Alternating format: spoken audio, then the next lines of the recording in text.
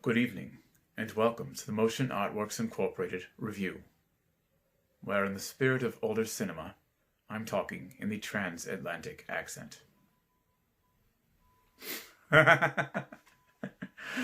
Anyway, for information on why people used to talk so funny in black and white films, follow the link in the description, where I discuss the transatlantic accent before talking about one of my favorite films from the 30s. Watch it now if you want to, and then come back and watch this, because I am reviewing another black and white film. Anyway, with nothing further, let's get to my review.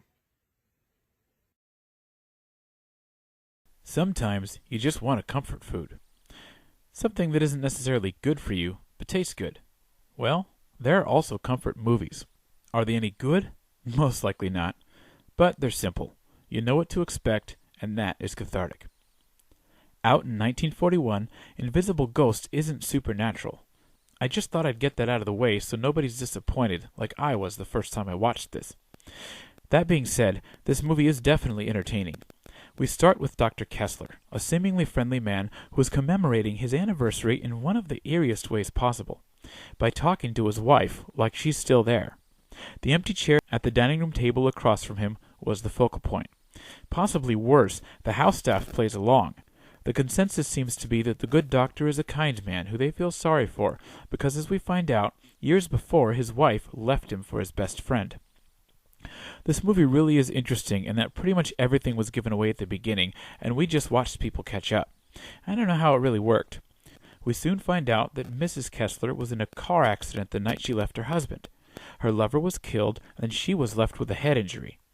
The Kessler's groundskeeper discovered her, and not wanting the kind doctor to be dismayed any more than he already was, he hid her in the cellar and took care of her, hoping that her mind would go back to normal.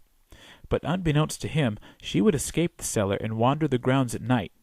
Seeing her through the window, Dr. Kessler's emotional trauma would boil over, and in a trance, he would commit murder.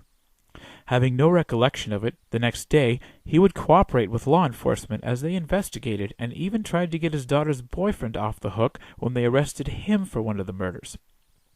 Did I say I didn't know why this worked? I think I do. It was because it created in the audience a need to see how everything would transpire.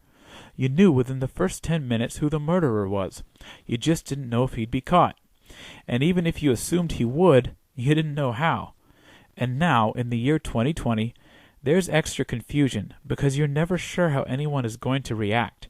From the 30s even to the 60s, there was little respect in movies for a character's emotional struggle, nor was there respect for the inner workings of the mind. Take, for example, Dr. Kessler's trance, just at seeing his wife. That doesn't happen. Not without another significant mental malfunction.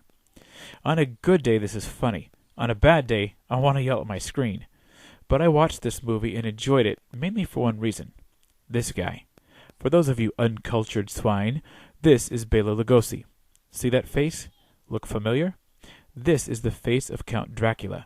He is the man single-handedly responsible for Dracula's speech and drawn-out mannerisms. A film historian once said, when you ask a kid to impersonate Dracula, he talks like Bela Lugosi.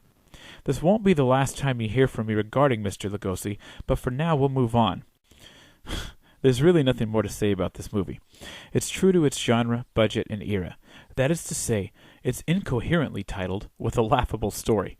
But hey, it's a perfect specimen for a film theory class. And it's cheap entertainment for a night where nothing particularly significant is going on. You just need to suspend your disbelief, meaning pretend it can happen and you'll be entertained. I think that's what separates the haters from the fans when it comes to this sort of thing. Some of us can turn off our brains and some of us can't. What I find interesting is that this film is no different from any modern sci-fi or superhero film, except that it's not as smart. Take any Avengers movie, for example. It can't happen. Not at all. Sorry to disappoint, but you know it's true. They've just fooled you a lot better, made it easier for you to turn off your brain. But think about it for just a second. Tony Stark's suit is made of high-grade metal. He flies in it and also falls in it. Even assuming a metal suit with those capabilities can exist, the wearer would be soup the first time it fell out of the sky. There's no possible room in it for the amount of padding it would take to preserve the integrity of the human body after a fall from that height. But please, don't let me wreck it for you. I'm a guy who wanted Thanos to finish what he started in Infinity War. Don't get me wrong, I like most of these movies. I just marvel at the spectacle. See what I did there? So I kind of rewound today and talked about a pretty old film. Just trying different things, Like I said, the channel's still kind of small. So by all means, leave in the comments the title of a movie that you want to see me review, and I will most likely review it. Maybe even in the next couple of weeks, or less. Anyway, see you next time. Oh, like and subscribe, please. See you next time.